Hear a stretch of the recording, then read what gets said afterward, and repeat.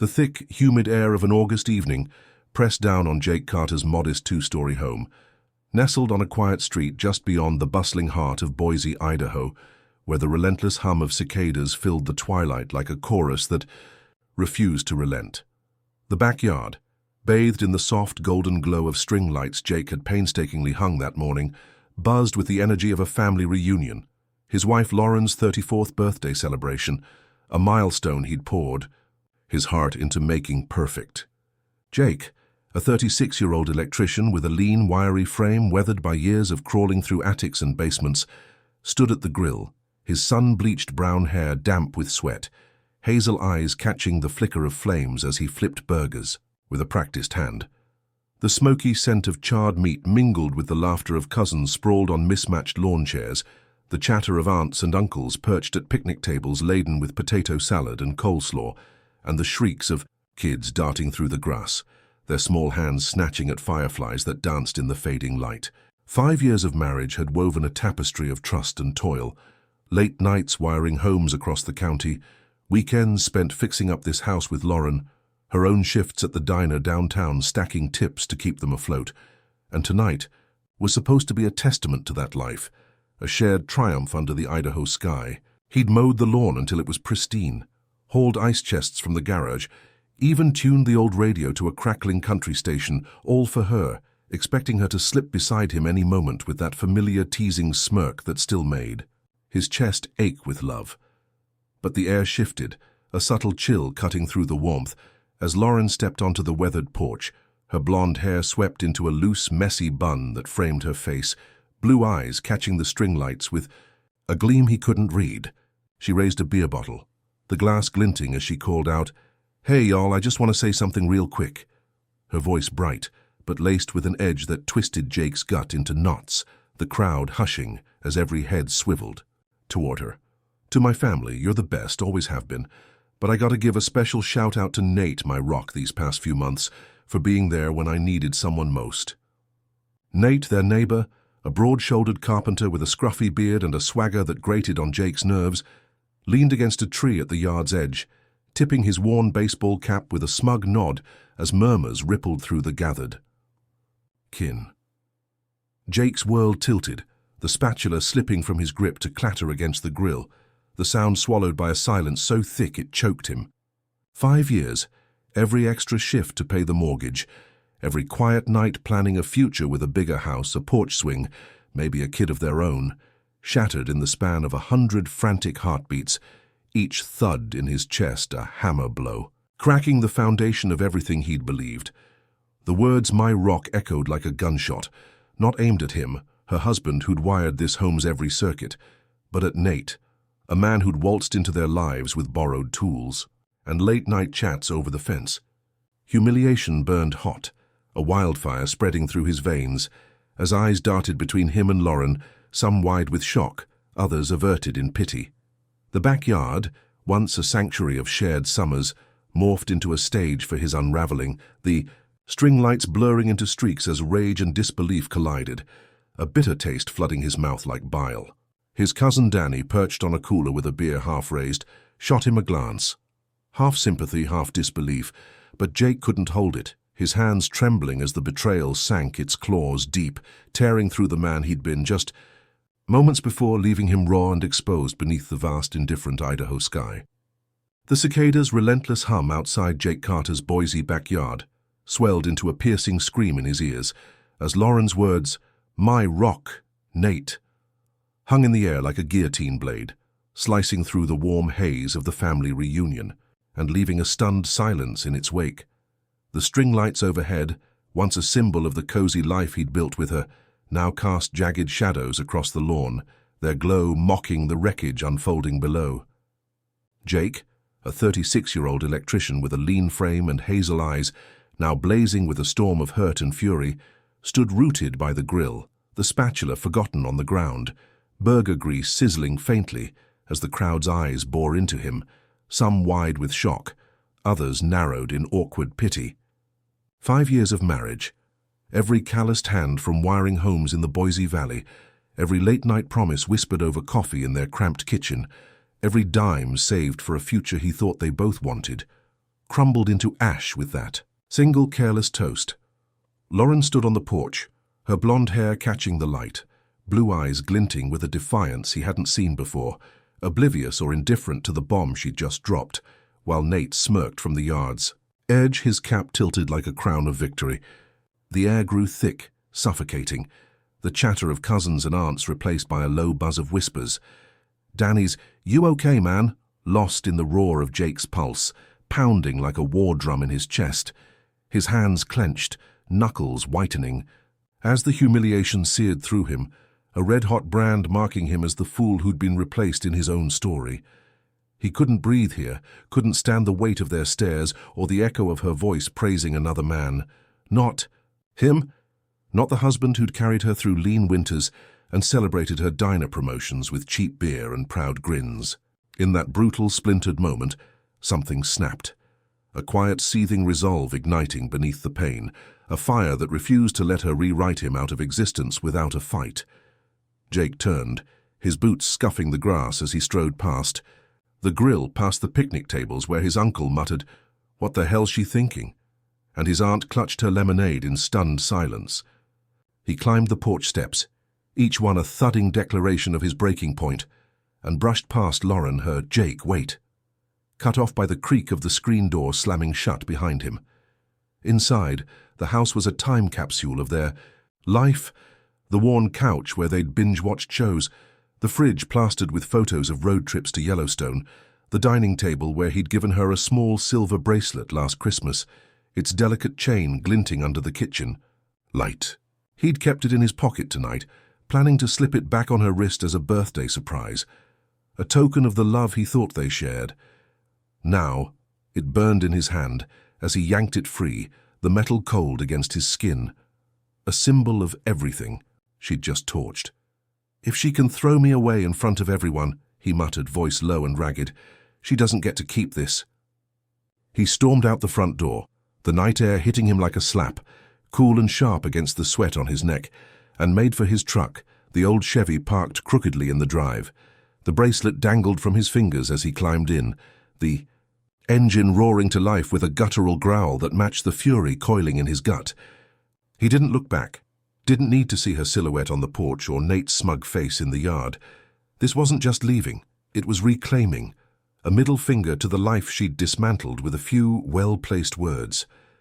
As he peeled, out tires kicking gravel, the Boise skyline blurred into streaks of light, and Jake gripped the wheel, the bracelet clenched tight, a lifeline to the dignity she'd tried to strip away, vowing she'd never see it, or him, again.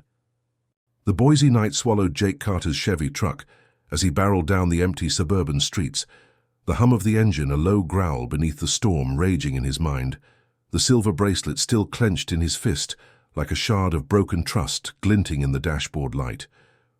The city lights streaked past in a blur of neon and sodium yellow, each one a fleeting echo of the life he'd thought he'd built with Lauren. 5 years of marriage now unraveling like a frayed wire, sparking with memories he couldn't outrun. Jake, a 36-year-old electrician with a wiry frame hardened by years of labor, felt his hazel eyes sting as the cool air whipped through the cracked window, the betrayal from her birthday toast replaying in his head like a looped radio ad. "Nate, my rock." The words gnawed at him, a relentless ache that twisted his gut and tightened his chest, drowning out the cicada's drone that had faded into the distance. He'd met Lauren at a dive bar downtown, her blonde hair catching the neon glow, blue, eyes flashing with a grin as she slid him a beer and said, "You look like you could use this." That night had sparked something. Laughter over cheap drinks, late talks about fixing up a house, dreams of a life stitched together with hard work and quiet promises. He'd believed in them, in her, every overtime shift wiring homes across Boise County, every paycheck pooled to buy this little two-story on the edge of town, every small gesture like the bracelet he'd given her last Christmas, a token he thought cemented an unbreakable bond. They'd painted the kitchen red one sweaty July, laughing as paint splattered her nose. They'd camped under the Idaho stars, her head on his chest counting constellations. They'd toasted her diner promotions with beers on the porch, his arm around her as she beamed with pride.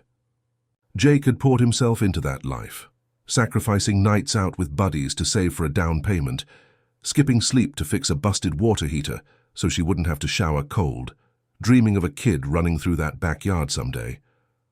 But tonight, that illusion shattered under the string lights, her voice lifting Nate up while casting him down, a public erasure that left him reeling. How had it come to this? He racked his brain, tires humming against asphalt, replaying the slow drift, the way her smiles had thinned over months, her "I'm fine" clipped and hollow when he asked about her late shifts, the glances she'd started throwing Nate's way when he'd stopped by with a borrowed lawnmower or a six-pack. Jake had chalked it up to stress, her diner hours, his long days, but now those moments sharpened into knives, the nights she'd come home smelling faintly of sawdust, not grease, the excuses about girls' nights that stretched past midnight, the way she'd pull away when he reached for her in bed, her touch growing cold where it once burned warm. He'd been blind, lulled by the comfort of routine. Morning coffee together, her peck on his cheek before work, the hum of their shared silence over dinner, missing the cracks widening beneath it all. The bracelet in his hand felt heavier, now not a symbol of love but a relic of his naivety, a weight pressing against the raw wound of her betrayal. Nate, smug, broad-shouldered Nate, had slipped into the gaps Jake hadn't seen, and Lauren had let him, maybe even welcomed him, turning their marriage into a hollow shell while Jake wired circuits and dreamed alone. The truck slowed as he pulled into an empty lot by the Boise River, the water glinting black under the moon, and he cut the engine, the silence crashing in like a wave. He stared at the bracelet, its delicate chain mocking the life he'd lost, and felt a bitter clarity settle. 5 years of trust had been a lie, and the woman he'd loved had rewritten their story without him, leaving him to pick up the pieces under the indifferent Idaho night. The Boise River glimmered under the pale moonlight as Jake Carter sat in the cab of his Chevy truck, the engine off, the silence pressing in like a weight against his chest, the silver bracelet now resting on the dashboard, its delicate chain catching the faint glow like a ghost of the love he'd lost. The night stretched endless around him, the dark water rippling with secrets he hadn't seen coming, and his mind churned, a relentless storm tearing through the wreckage of 5 years with Lauren. Jake, a 36-year-old electrician with a wiry frame and hazel eyes shadowed by exhaustion, leaned back against the worn seat, the leather creaking as he exhaled a shaky breath. The sting of her betrayal at the family reunion still burning raw. Her voice lifting Nate as my rock, while he stood there gutted under the string lights. But as the river's quiet lapped at his senses, a new thread unraveled in the tangle of his thoughts, sharper and colder than the initial shock. This wasn't just about Nate. It was about Lauren, about the way she'd been pulling strings he hadn't noticed, tightening a noose around the life he'd thought they shared. He replayed the months leading up to that night, the slow drip of her words and actions, seeping into his memory like water through cracked drywall. "You should cut back on overtime," she'd said one evening last spring, perched on their red-painted kitchen counter, her tone casual but edged, blue eyes flicking to her phone as he scrubbed grease from his hands. "We don't need the extra cash that bad. I'd rather have you home." He'd nodded, tired from a 12-hour shift, thinking it was love, her wanting him close, until he caught her texting late that night, her screen lighting up with Nate's name, her laugh soft and private, not for him. Then there was the fight last month, her voice rising over the hum of the TV. "Why don't you quit that damn job, Jake? Nate says there's plenty of freelance carpentry gigs. You'd be happier, we'd be happier." He'd bristled, jaw tight, saying, "I like my work, Lauren. It's who I am." But she'd rolled her eyes, muttering, "You're so stubborn," and stormed off, leaving him staring at the flickering screen, doubt creeping in. Now those moments snapped into focus, a pattern he'd been too blind to see, her pushing him to shrink, to bend, to fit a mold she'd carved out, one where Nate loomed larger than he ever could. She'd framed it as care, as partnership, but it was control, a slow erosion of the man he'd built through sweat and wire, all while she leaned on Nate, her rock, for the strength she wouldn't let Jake give. The diner shift she'd stretched longer, the girls' nights that reeked of sawdust, the way she'd scoff when he talked about saving for a bigger house. "We're fine as is, Jake. Stop dreaming so big." It all clicked. A puzzle. Of manipulation he'd missed in the haze of love. He'd thought they were a team, her tips and his paycheck stacking toward a shared future, but she'd been rewriting the playbook, sidelining him for a man who didn't carry their history, their scars. The bracelet glinted, a cruel reminder of the trust he'd poured into her, and rage flared anew, not just at her betrayal, but at himself for not seeing the cage she'd built around him. He'd wired homes, fixed breakers, kept their lights on, but she'd dimmed his own, her demands a leash he'd worn without knowing. The river flowed on indifferent, as Jake gripped the steering wheel, knuckles white, a bitter clarity cutting through the fog. Lauren hadn't just cheated with Nate. She'd tried to bury the man Jake was, and he'd damn near let her. The farm. Night deepened, stars pricking the sky, and he swore to himself, voice low in the cab, "Not anymore, she doesn't own me." The first spark of defiance lighting a fire he'd let her smother too long. The Boise dawn crept over the horizon, a thin line of pink bleeding into the grey as Jake Carter sat in his Chevy truck by the river, the silver bracelet now tucked into his pocket, its weight a quiet reminder of the life he was leaving behind. The night had stretched long and restless, the hum of the water against the bank a steady pulse beneath the chaos of his thoughts. Lauren's betrayal at the reunion, her toast to Nate, the slow realization of her control, all of it churning, like a live wire sparking in his chest. Jake, a 36-year-old electrician, with a wiry frame and hazel eyes still raw from the sting of tears he wouldn't let fall, started the engine with a low rumble, the sound cutting through the stillness as he pulled away from the riverbank, the city waking around him in soft murmurs of life. He couldn't go back to that house. Not yet, not with her voice still echoing in the backyard. Nate's smirk burned into his mind. So he drove aimlessly, the streets of Boise unfolding in a blur of suburban homes and empty lots, until he found himself at the edge of Ann Morrison Park, the sprawling green a sanctuary he hadn't visited since their early days.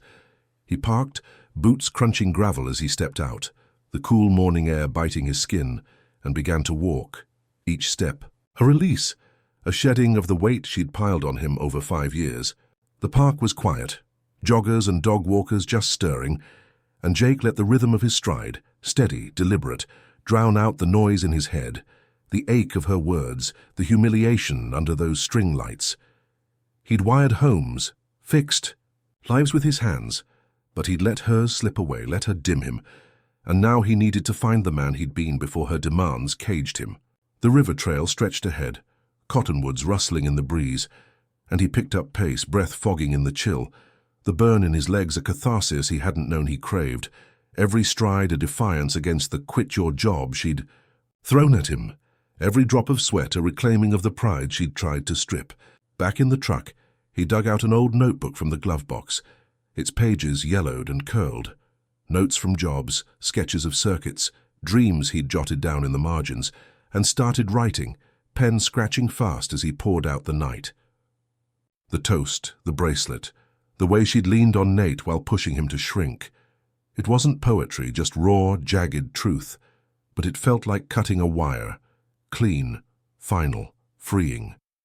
He wrote about the man he'd been, tough, steady, a guy who fixed things, and the one he wanted back, not the shadow Lauren had shaped with her "we'd be happier" lies. The park woke fully around him, kids biking, dogs barking, and Jake felt a spark flicker, a resolve hardening in his gut. He wouldn't let her define him anymore. He drove to his shop, a cramped garage on the edge of town where he kept tools and side projects, unlocked the roll-up door, and stepped into the familiar smell of oil and metal, the clang of a wrench on concrete, a hymn to the work that had always been his backbone. This was his space, his craft, not hers to shrink or trade for Nate's carpentry gigs. And he fired up the workbench, pulling out a half-finished breaker box he'd abandoned months ago, hands moving with a purpose he'd forgotten. The hours blurred, the sun climbing high, and with every wire stripped, every connection solid, Jake rebuilt more than circuits. He rebuilt himself, piece by steady piece, the rhythm of work a lifeline pulling him from the wreckage she'd left. By noon, sweat streaked his face, his shirt clung to his back, and he stepped back, staring at the finished box, a quiet triumph pulsing through him, proof he was still here, still whole, still the man who fixed things, not the one she'd tried to break. The midday sun beat down on Jake Carter's cramped garage shop on the edge of Boise, Idaho, its rays slipping through the cracked roll-up door to dance across the concrete floor, streaked with oil and littered with wire clippings from the breaker box he'd just finished. Sweat beaded on his brow, his wiry 36-year-old frame hunched over the workbench. Hazel eyes narrowed in focus as he tightened the last screw, the hum of a Johnny Cash tune crackling from an old radio in the corner. The air smelled of metal and effort, a sanctuary of purpose he'd reclaimed after Lauren's betrayal at her birthday reunion. Her toast to Nate still a splinter in his chest, but now fueling a fire he refused to let die. 5 years of marriage had nearly snuffed him out, her demands to quit his electrician job, her lean on Nate's carpentry dreams. But here, amid tools and circuits, Jake was rebuilding not just breakers, but the man she'd tried to dim. He stepped back, wiping his hands on a rag, the finished box gleaming under the fluorescent light. A small victory, but one that pulsed through him like a current, proof he was more than the shadow she'd cast him as.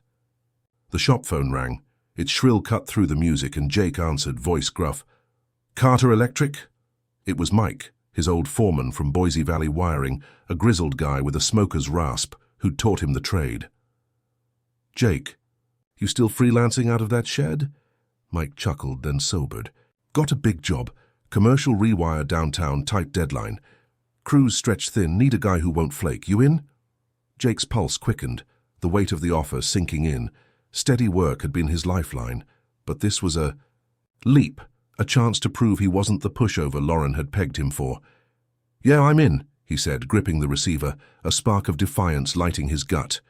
The next morning, he rolled up to the site in his Chevy, toolbox rattling in the bed, the Boise skyline jagged against the blue, a bank building, all glass and steel, its guts a mess of outdated wiring begging for his hands. The crew nodded. As he strode in, Mike clapping his shoulder. "Don't let me down, kid," and Jake dove in, stripping cables, mapping circuits, his fingers flying with a precision honed by years of grit. Hours bled into days, sweat soaking his flannel, but he thrived on it. Every connection a middle finger to her "quit your job" sneers, every fixed line a shout that he was still here, still damn good at this. Word spread. Clients liked his work, clean and fast, and Mike started tossing him more. A strip mall retrofit, a school overhaul, each job piling on like bricks in a wall he was building around his worth. One afternoon, as he soldered a panel under the bank's vaulted ceiling, Mike pulled him aside, eyes glinting. "Bosses noticed you, Jake. 2 weeks, no screw-ups, ahead of schedule. They're talking bonus. Maybe a crew lead spot if you keep this up." Jake's chest tightened, not with pain this time, but pride. A raw, fierce thing he hadn't felt since Lauren's diner promotions outshone his quiet wins. He nodded, throat thick. "I'll keep it up," and went back to work, the buzz of the crew fading as he lost himself in the rhythm. Each spark a testament to the man he was clawing back. By week's end, the bank job wrapped, lights flickering on smooth and steady. And Mike handed him a check, extra zeros tacked on, a handshake and a gruff, "You're a hell of a spark, Carter." The crew clapped, a rare grin cracking Jake's face as he pocketed it, the weight of their respect heavier than the silver bracelet he'd once clung to. Lauren had tried to bury him, but here, under Boise's sun, he was rising. Work his armor, success his sword, cutting through the lies. She'd spun to a truth he'd always owned. He was enough, and no one could take that away. The late summer sun dipped low over Boise, Idaho, casting long shadows across Jake Carter's cramped garage shop as he locked the roll-up door, the clank of metal echoing in the quiet evening, a sated tiredness settling into his wiry 36-year-old frame after a week of wiring the bank job that had earned him a bonus and a crew's respect. The silver bracelet, once a lifeline to Lauren's love, stayed buried in his Chevy's glove box, its gleam dulled by the memory of her betrayal at the reunion, her toast to Nate still a faint scar, but one he was learning to wear like a badge of survival. Jake's hazel eyes, softened now by a flicker of peace, caught the orange glow of dusk as he drove home, the Boise skyline fading behind him, the weight of her "quit your job" demands lifting with every mile, replaced by a quiet resolve to reclaim more than just his work. 5 years with her had boxed him in, her voice clipping his wings, her lean on Nate shrinking his world, but the shop had sparked a fire, and now he wanted to fan it beyond circuits and breakers, into the corners of himself he'd let gather dust. He pulled into his driveway, the 2-story house still shadowed by her absence since he'd left that night, and instead of heading inside, he grabbed an old acoustic guitar from the garage, a beat-up Martin he'd strummed in college, its strings rusted from neglect, and sat on the porch steps, the wood creaking under him. The first chords were clumsy, fingers stiff, but as the notes stumbled into a shaky rendition of Wagon Wheel, a grin cracked his face, the sound raw and alive, pulling him back to late nights jamming with buddies before Lauren's life. Swallowed his. He played until his calluses ached, the music a tether to a Jake who'd laughed freer, dreamed bigger, and he felt the rust flake off, not just from the strings, but from his soul.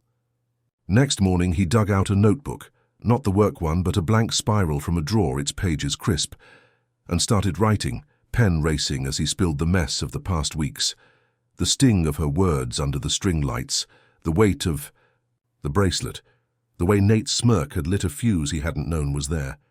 It wasn't polished, sentences jagged, ink smudged, but it was his, a release that turned pain into ink, betrayal into fuel, and by the 3rd page he was sketching a blog idea, a space to share the rebuild, maybe connect with others who'd been burned and risen.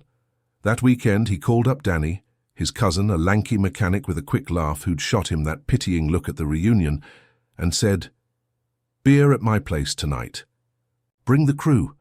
Danny showed with 3 others, Tim, a plumber with a gravelly voice, Sarah, a nurse who'd known him since high school, and Pete, a quiet welder, all piling onto the porch with 6-packs and stories, the night unfolding in a haze of cold Bud Light and cigarette smoke. They didn't pry about Lauren, just listened as Jake talked, about the bank job, the guitar, the blog, his voice steady, then raw when he admitted, "She wanted me smaller, man, but I'm done shrinking." Danny clapped his shoulder. "You're back, bro, took a hell of a hit, but you're back," and Sarah grinned. "Always knew you had it in you." The laughter rolled, loud and unscripted, Pete strumming the guitar as Tim belted a terrible harmony. And Jake felt it, a warmth he'd lost, a belonging she'd never owned, pieced together over cans and chords. By midnight, the porch was a mess of empties, the air thick with smoke and ease, and Jake leaned back staring at the stars, the ache of her betrayal fading against the glow of this reclaimed life. Friends, music, words, his again, stronger than she'd ever let him be. The crisp September breeze swept through Boise, Idaho, rustling the leaves outside Jake Carter's 2-story house as he stood in the driveway, the Chevy's hood propped open, a wrench in his hand as he tinkered with the engine. A Saturday, ritual that grounded him after the whirlwind of Lauren's betrayal and the weeks of rebuilding that followed. The silver bracelet, once a tether to her love, stayed buried in the glove box, its shine a faded echo of the life he'd walked away from that night at the reunion. Her toast to Nate, now a distant sting he'd turned into fuel. Jake, a 36-year-old, electrician with a wiry frame and hazel eyes sharpened by a new clarity, wiped grease from his hands, the sun warm on his back as he glanced at the house. Still theirs on paper, but his alone in spirit since he'd reclaimed his shop, his music, his friends. 5 years with her had been a cage, her demands to quit his job, her lean on Nate's shadow. But the bank job's bonus, the crew's respect, and the porch nights with Danny's gang had lit a path out, and now he was ready to pave it further, not just with work, but with a future he'd shape solo. He headed inside, the quiet of the house a stark contrast to the reunion's chaos, and pulled a stack of financial papers from a kitchen drawer, bills, bank statements, a mortgage he'd carried with her tips and his sweat, spreading them across the red-painted table where they'd once laughed over paint splatters. Pen in hand, he started mapping, numbers first, then goals, his mind racing with a vision unbound by her "we're fine as is" shrugs. He'd saved enough from the bonus and extra gigs to pay down the truck loan, freeing cash for something bigger. A small rental property, maybe a duplex on the west side, a steady income stream she'd never touch. He scribbled notes, meet a realtor, call his bank guy, research permits, the kind of plans he'd shelved when she'd scoff at his dreaming too big. but now they flowed, a blueprint for independence etched in ink and resolve. That afternoon, he drove to a coffee shop downtown, the Boise River glinting nearby, and met Tom, a balding financial advisor with a firm handshake who'd helped him years back. Over black coffee, Jake laid it out. "I'm done living for someone else's limits, want to buy property, invest smart, build something mine." Tom nodded, flipping through Jake's papers. "You've got a solid start. Bonus helps and your credit's clean. Let's diversify. Property's good, but throw some into a low-risk fund too." They hashed a plan. $20K down on a duplex. Monthly payments he could swing with freelance jobs. A portfolio to grow slow and sure. Each step a brick in a wall against the life Lauren had tried to shrink. Back home, he enrolled online for a night class at Boise State. Real estate basics a few hours a week. To sharpen his edge. The laptop humming as he typed. The glow of the screen a beacon of ambition she'd never see. Days blurred into action. Calls. With realtors. Tours of weathered duplexes with cracked paint and promise. Late nights poring over investment books from the library, their pages dog-eared with notes. One evening, he stood in the yard of a fixer-upper he'd bid on, the Boise sunset painting the sky orange, and felt it. A surge of control, a future unfurling without her shadow, rooted in the work and will she'd tried to stifle. The bid, won a week later, keys jingling in his hand as he walked the empty rooms, the echo of his boots on hardwood a song of triumph, his name on the deed, his money in the bank, his dreams no longer hers to clip. Lauren had wanted him small, tethered to her whims, but here, under Idaho's wide sky, Jake was building, brick by brick, dollar by dollar, a life vast and free, hers only in the rear view, a ghost he'd outgrown with every fearless step forward. The October chill settled over Boise, Idaho, turning the leaves outside Jake Carter's two-story house into a blaze of red and gold as he stood in the kitchen. The red-painted table, now a war room of sorts, strewn with real estate papers, a steaming coffee mug, and a laptop glowing with the blog he'd started. A raw chronicle of his climb from Lauren's betrayal at the reunion to the man he was forging now. The silver bracelet, once a symbol of her love, stayed locked in the Chevy's glove box, its shine a relic he'd outgrown. Her toast to Nate. My rock. A wound he'd stopped letting bleed, turning its pain into a hammer to shape something stronger. Jake, a 36-year-old electrician with a wiry frame and hazel eyes lit by a quiet fire, sipped his coffee, the steam curling in the morning light as he scrolled through comments on his latest post. 5 years of shrinking for her. And I didn't even see the cage. Now I'm breaking it, one wire, one day at a time. Readers, strangers from Boise to Boston, wrote back, "Been there, man, you're not alone. She didn't deserve you. Keep rising." Their words a lifeline he hadn't expected, proof his story wasn't just his anymore. 5 years. With Lauren had been a slow choke. Her demands to quit his job, her lean on Nate's shadow. But the bank job's success, the duplex keys in his pocket, the nights with Danny's crew had pulled him free, and now he was digging deeper, turning the hurt into a forge for resilience. He'd started seeing a therapist, a gruff guy named Ed, ex-military with a no-nonsense stare, meeting weekly in a small office downtown, the Boise River glinting outside the window as Jake unpacked the mess. The humiliation under the string. Lights, the weight of her "we'd be happier" lies, the way she'd chipped at his core until he doubted his own spark. Ed leaned back, arms crossed. "She didn't break you, Jake. She bent you and you're straightening out. That's not weakness, that's steel." The words hit hard, a jolt through the fog, and Jake started to see it. Every tear he'd choked back every night staring at the ceiling was a brick in a foundation she couldn't touch. He took up meditation after that, sitting cross-legged on the porch at dawn, the cold biting his knees as he breathed deep, letting the sting of her betrayal drift like smoke, not gone but powerless, a ghost he could name and release. The blog grew, posts about the duplex, the guitar nights, the way work wired him back together, drawing more voices, a single mom in Ohio, a vet in Texas, each sharing their own scars, their own rises, and Jake felt a thread weave through them, a strength, born from shared ruin.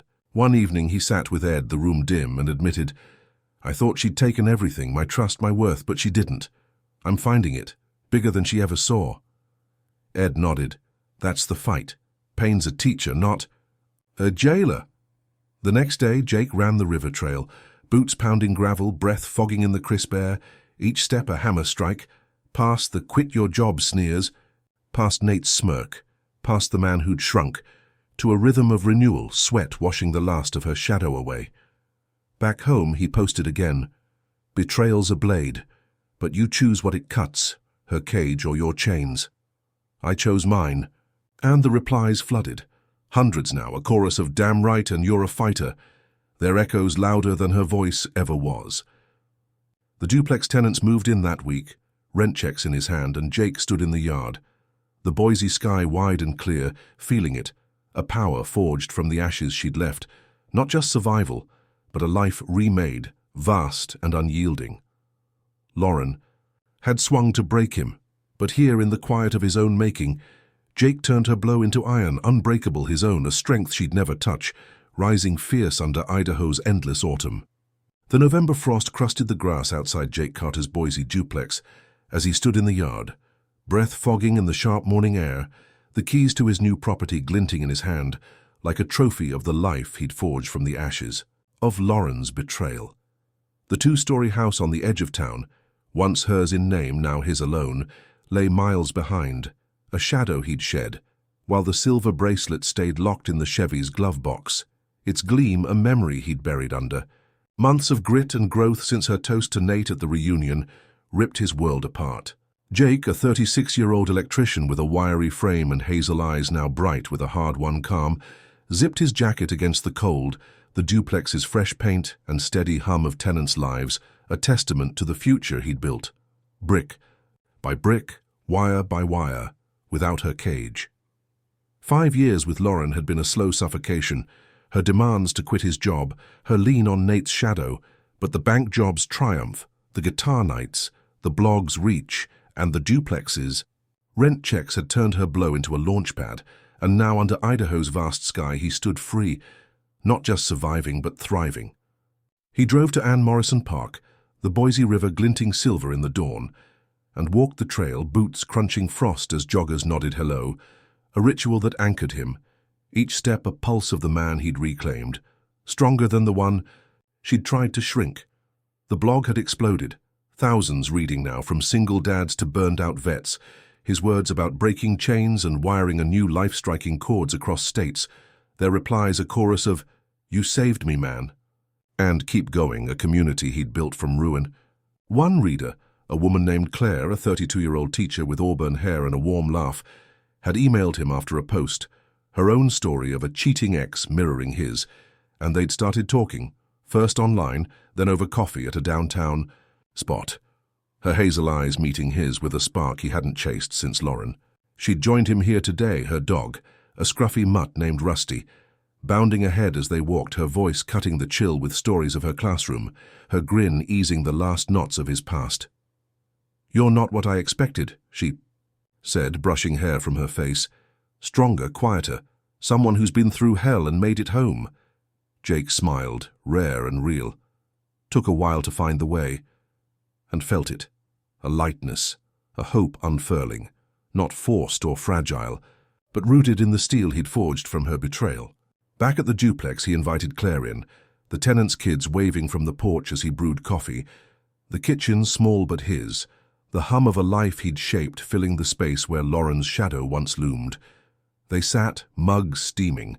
Rusty sprawled at their feet and talked about her students, his next property flip, the blog's future, each word a thread in a tapestry he hadn't dared weave before, a future not haunted but lit by possibility.